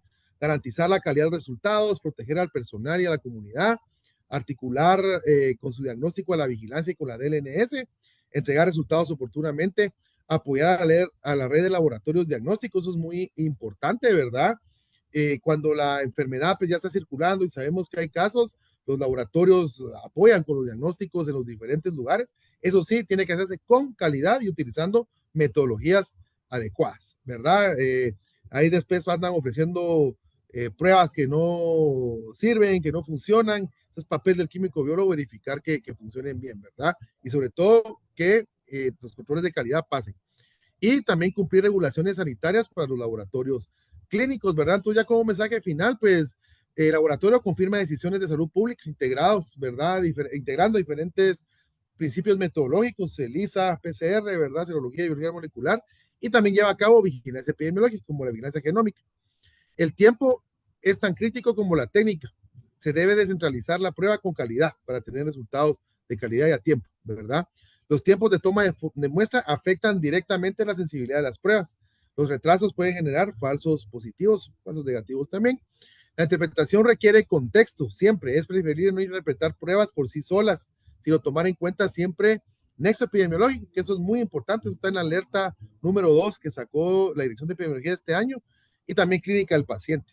La vigilancia genómica fortalece el control del brote y permite diferenciar brotes, sustenta la eliminación del sarampión, y los laboratoristas somos actores claves del brote, garantizando calidad en las pruebas y los resultados que entregamos, y también oportunidad para poder intervenir primero al paciente para salvar su vida y también para generar información epidemiológica. Entonces, por acá les dejo la información. Ellas son las compañeras Andrea y Cindy, que son las dos encargadas del tema de inmunoprevenibles en el laboratorio, que son quienes ahorita están dando la respuesta muy, muy dura, ¿verdad? Al brote. También Alejandra Martínez, la licenciada Martínez, ella es la jefa de virología, la licenciada González, que es la jefa de todo el departamento de vigilancia epidemiológica. Entonces, ahí les dejamos sus contactos, sus correos, por cualquier cosa que ustedes puedan necesitar.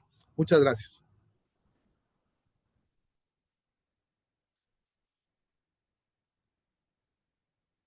Gracias, licenciado Conde.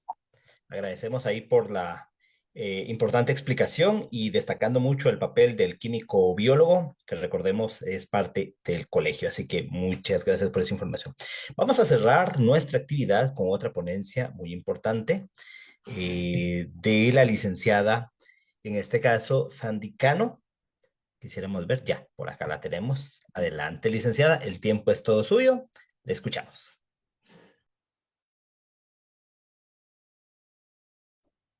Muy amables, gracias. Adelante, por favor. En lo que coloco mi presentación, agradecerles el espacio. Creo que pues es muy importante que a través de estos espacios, ¿verdad? Podamos tener la información que básicamente es vital en estos momentos para obtener una información oficial. No sé si logran ver mi pantalla, perdonen. Sí se aprecia, licenciada. Ahí está. Ahora sí, creo que sí. Justo. Bueno, No sé, solo perdone una duda. sí, No sé si usted tiene, si puede, creo que el teléfono vertical, no sé si lo puede colocar horizontal. sí, pero no gira. No gira. Ah, ok, No, perdone. Entonces no tenga perdón. pena. Bienvenida, adelante, le Muchas escuchamos. gracias. Bueno, pues como les comentaba, muchas gracias por el espacio. Voy a tratar de ser lo más concreta en el tema de la vacunación, empezando con las coberturas que actualmente estamos presentando. Y no es un tema de las coberturas realmente para alarmar, sino que nos sirva para sensibilizar, ¿verdad?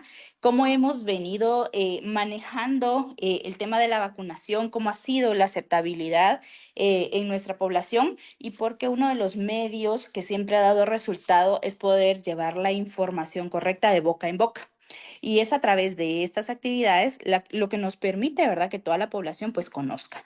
En el año 2024, específicamente en el biológico de SPR, tuvimos una cobertura en la primera dosis del 91%, como ustedes pueden observar acá, y de una segunda dosis del 79%. Es importante mencionar que el país, ante el Ministerio de Salud, está dividido en 29 áreas de salud. De estas 29 áreas de salud, lamentablemente no todas alcanzaron una cobertura, que lo esperado es obtener coberturas arriba del 95% en todas las vacunas. La vacuna de SPR es un indicador importante para el país, ¿verdad? Pues obviamente muestra cómo vamos avanzando en el tema de salud, sobre todo en la población de 1 año, que es en donde administramos la primera dosis y que más adelante lo vamos a ir viendo en el esquema nacional que tenemos. Para el año 2025, hasta el mes de noviembre, que es el último reporte que tenemos, la primera dosis alcanzó una cobertura del 88% y una segunda dosis alcanzó una cobertura del 83%. Lamentablemente, en lugar de ir mejorando, tal y como lo mencionó la doctora Erika, vamos en disminución, un dato que es preocupante, pues como se ha venido mencionando, la vacuna es la mejor prevención para todo tipo de enfermedades prevenibles por vacunación. Esto nos genera también una alarma, ¿verdad? En la cual necesitamos fortalecer estas capacidades comunicacionales para que toda la población, además de conocer que existen las vacunas, estén en toda una disposición de poder aceptarlas. Es importante también mencionar que en el año 2024 se realizó la última campaña. En esta campaña se contemplaron dos vacunas, la SPR y la OPV. De esto, se han venido realizando campañas cada 5 años aproximadamente y en el 2024 correspondió esta última campaña, que son los datos que tenemos. En este gráfico, no sé si lo van a lograr ver, pero en esta tabla, perdón, muestra la cobertura de vacunación tanto de SPR como OPV según las poblaciones INE que cada una de las 29 áreas tenía. Ustedes podrán aquí, voy a ampliar, podrán observar que durante esta campaña sí tuvimos áreas de salud o direcciones departamentales, como se les conoce ahora, que alcanzaron coberturas arriba del 95% según la población INE que ellos tenían. Pero lamentablemente también tuvimos algunas direcciones departamentales que se quedaron por debajo de lo establecido. Esto lo que generó para ellos un número de niños grandes pendientes por vacunar, lo que le conocemos como algunos rezagos, ¿verdad? O los bolsones que se van acumulando en el transcurso no solo de las dosis de rutina aplicadas en el esquema nacional, sino justamente también de estas campañas. Es importante acá mencionar que para la campaña también se utilizan microplanificaciones, se llama, según las poblaciones que cada una de las direcciones departamentales tiene. Estas microplanificaciones generalmente las realizan con la población censada de cada dirección departamental. Vemos una pequeña diferencia en cuanto a lo censado versus la población INE. Pero acá es importante que podamos ir viendo y vamos a ver algunos ejemplos en cuanto a las coberturas de SPR desde el año 2019 hasta el año 2022. Un ejemplo, Alta Verapaz ha venido manejando coberturas del 95, 103, 98, 97, teniendo un promedio del 97% de cobertura en SPR en cuanto, ¿verdad?, a las dosis que han administrado. Este dato les permite conocer a las direcciones departamentales qué acciones son las que tienen que fortalecer en el número de niños que les quedan pendientes de vacunar, no solo en esquema regular, sino también aquellos que no fueron captados en campaña. Un análisis muy importante que dejó esta campaña fue que del número total de niños y niñas pendientes de vacunar a nivel nacional, únicamente para SPR, fue un total de 113.631 niños. Es importante acá resaltar que las DRIS o la DRIS, en este caso, que presentó el mayor número de niños pendientes por vacunar, fue Guatemala Noroccidente, con un total de 10.890 niños comprendido entre las edades de 1 año a menores de 4 años, pendientes de vacunar específicamente con SPR. En la campaña del 2024, pues se lograron coberturas elevadas a nivel nacional, tal como les pude mencionar algunos ejemplos. Se alcanzó una cobertura a nivel país del 92% para SPR. Pero es importante resaltar aquí que en nuestro esquema regular durante este mismo año del 2024, que es un esquema en donde las vacunas se vienen administrando de manera rutinaria, el 29%, casi el 30% de la población recibió su primera dosis de SPR, teniendo más o menos un promedio mensual del 7% de vacunados de agosto a noviembre. Y es importante también mencionar que se alcanzó una cobertura acumulada del 24.4%. Estamos analizando que un 6.2% mensual. Esto permitió analizar la importancia de mantener los esfuerzos de vacunación de rutina, especialmente en una segunda dosis que, como ustedes pudieron observar en las primeras gráficas, es donde hemos mantenido una cobertura muy por debajo de lo esperado y que en lugar de ir mejorando, pues vamos descendiendo de una manera preocupante. ¿Cuáles son las acciones por realizar que hemos enfocado, ¿verdad?, posterior a estas actividades? Nosotros manejamos un esquema que es el esquema horizontal o regular, que se maneja en todos los servicios de salud de la red del Ministerio de Salud, en donde para SPR específicamente administramos 2 dosis. La primera dosis se administra a los 12 meses y administramos, una segunda dosis a los 18 meses. ¿Qué es lo que estamos haciendo en este contexto de brote y cuál es la recomendación que hemos dado? Lo importante en este momento es poder analizar toda la población susceptible comprendida entre los menores de 16 años que no han recibido ninguna dosis o que recibieron una dosis únicamente de la vacuna SPR. Dentro de nuestros lineamientos, nosotros contemplamos los esquemas de recuperación.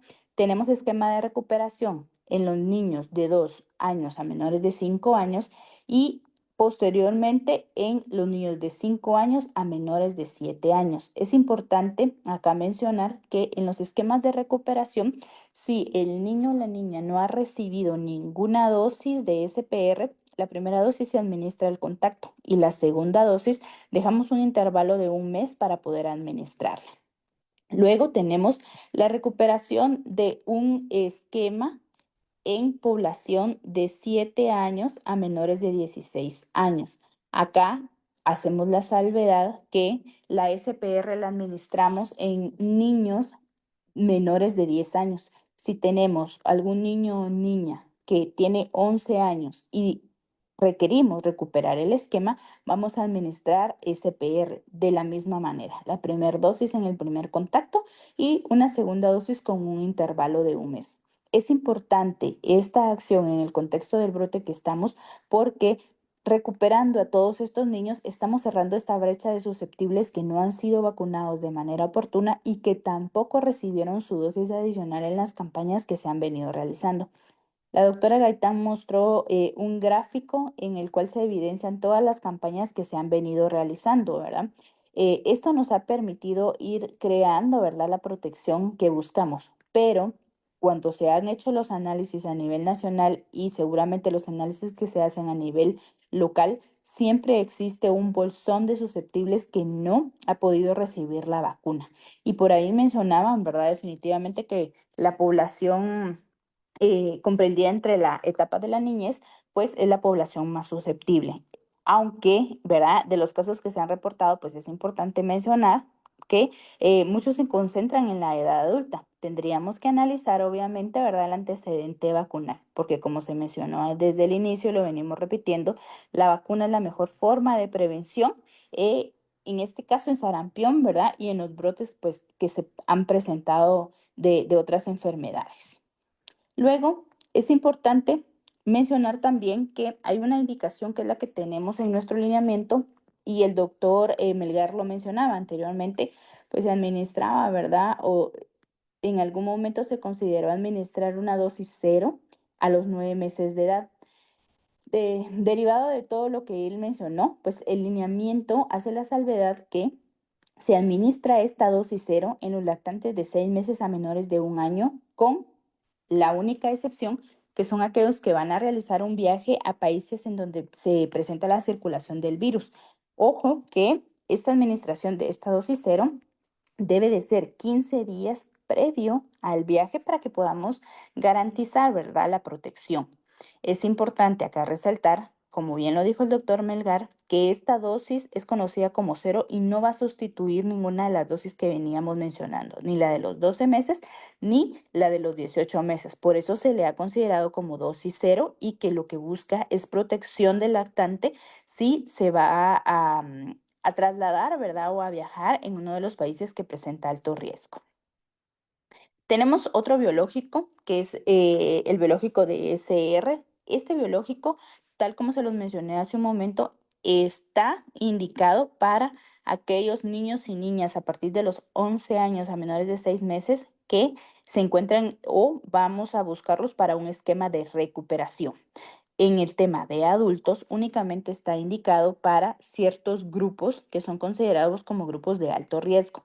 Y en estos grupos podemos mencionar los estudiantes de escuelas formadoras en salud que van a ingresar a la red hospitalaria o a la red de los servicios de salud a realizar su práctica. El personal del Ministerio de Salud que realiza acciones operativas, ¿verdad? En este caso, por ejemplo, el seguimiento que están haciendo varios compañeros en Santiago Atitlán, ¿verdad? En la búsqueda de casos, en los barridos, etcétera, ¿verdad? Algunas otras personas que pues tienen contacto en este caso como hospitales que han estado en contacto con con casos o que tienen el mayor riesgo de estar en contacto con casos sospechosos de sarampión.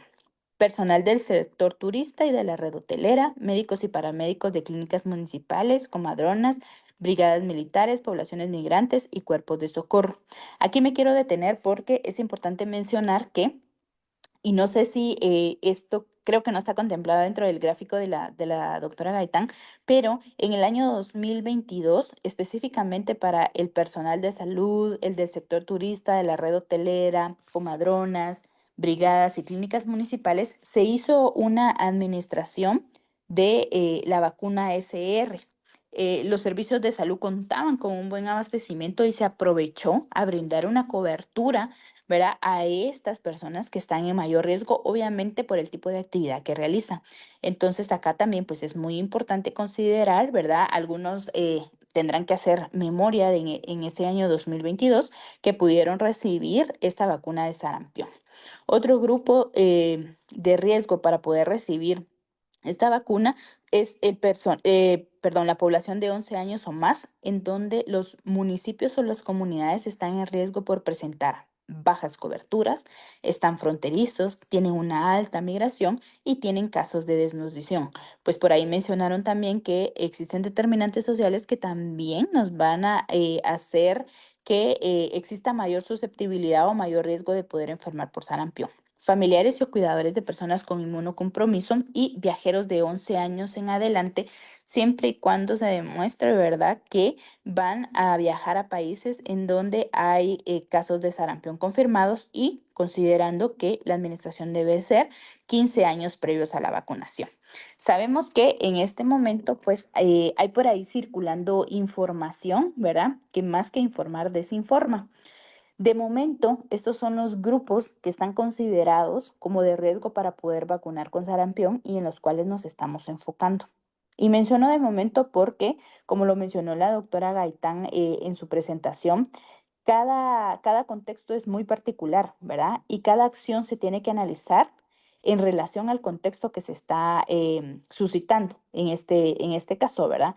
Entonces, de momento estamos reforzando esta parte de la vacunación con SR en estos grupos y enfatizando a todos los servicios de salud que es importante poder hacer un análisis de sus coberturas, análisis de la población susceptible que tienen menores de 16 años, en los cuales es importante que podamos revisar carnet de vacunación, que los servicios de salud puedan hacer una revisión, ¿verdad?, rápida y oportuna de los cuadernillos para saber qué niños no lograron alcanzar una segunda dosis y de estos niños buscarlos, o qué niños de los cuales empezaron un esquema regular terminaron sus vacunas a los 6 meses y no se volvieron a presentar.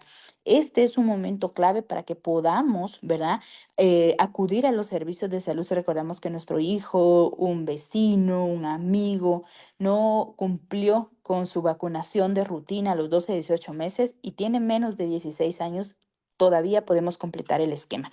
Los servicios de salud tienen el lineamiento y tienen la directriz de poder recuperar estos esquemas con la finalidad de poder brindar la mayor protección a esta población y de administrar la vacuna SR en estos grupos que mencioné y que ustedes pueden ver. Muchas gracias por el espacio y únicamente. Ah, perdón, tal vez solo mencionar aquí que algo muy importante con la vacuna SR es de que también los servicios de salud, cuando alguien acude a solicitar la vacuna, por ejemplo, un personal de salud, dice, mire, trabajo en una clínica privada, necesito vacunarme o un hospital privado, le van a consultar, ¿usted tiene antecedente vacunal de sarampión? Si ustedes mencionan que recuerdan, por ejemplo, que recibieron una dosis en la campaña del 2007 de Pasa la Bola, entonces el personal de salud lo que va a hacer es completarles su esquema con una segunda dosis.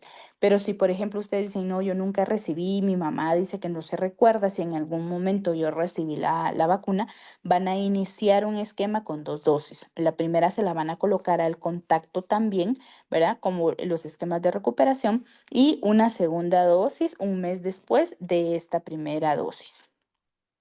Únicamente, muchas gracias.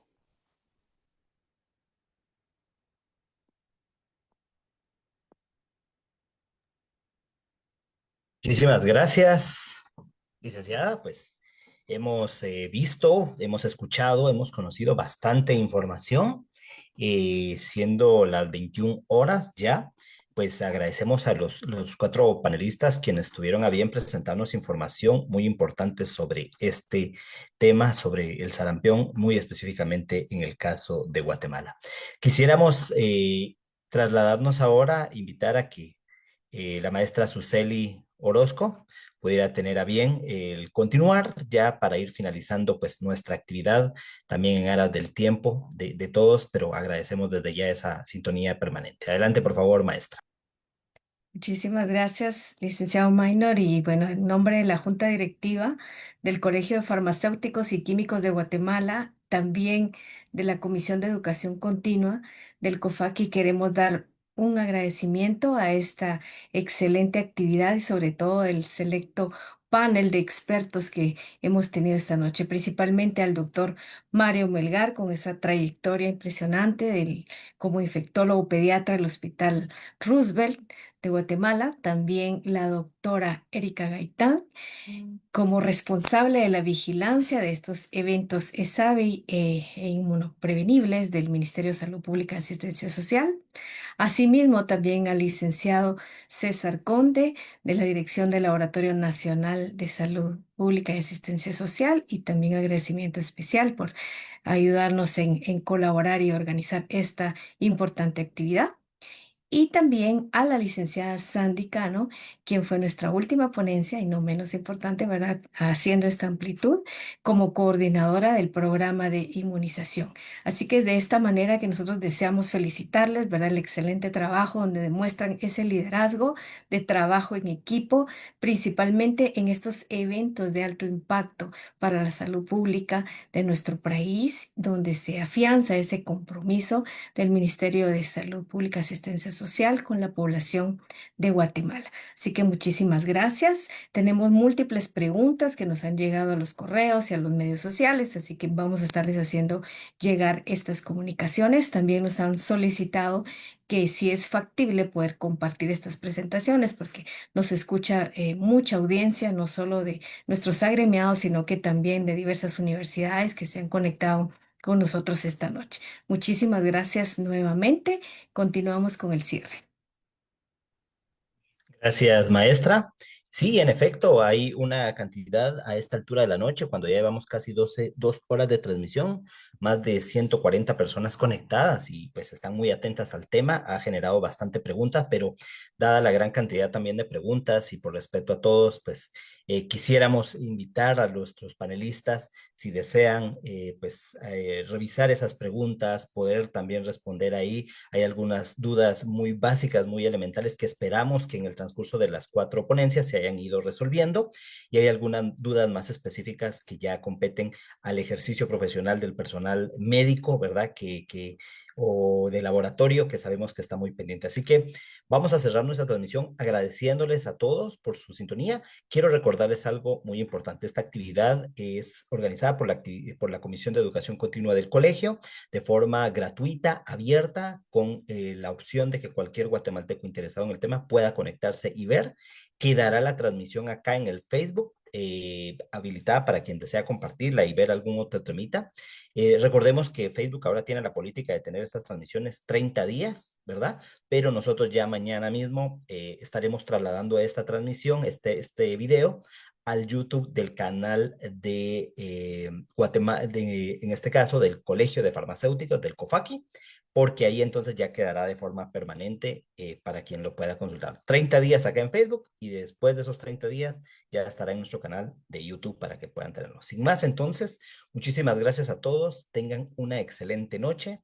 Gracias por habernos acompañado y ayúdennos a difundir esta información porque sabemos que puede ser muy importante en este momento donde podemos prevenir algo que definitivamente con las acciones del personal de salud, del personal de laboratorio, de las diferentes entidades públicas y privadas de salud, pues pueden contribuir y nosotros como guatemaltecos también muy atentos. Sin más, buenas noches y nos vemos en una próxima actividad.